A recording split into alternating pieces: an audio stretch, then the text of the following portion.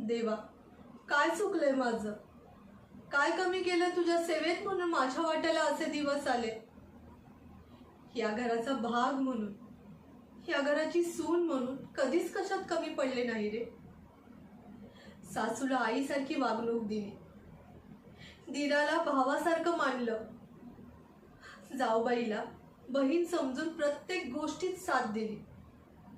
माझ्याकडून जितकं होईल तितकं आजवर मी करत आले, तरीही अशी वागणूक दिली.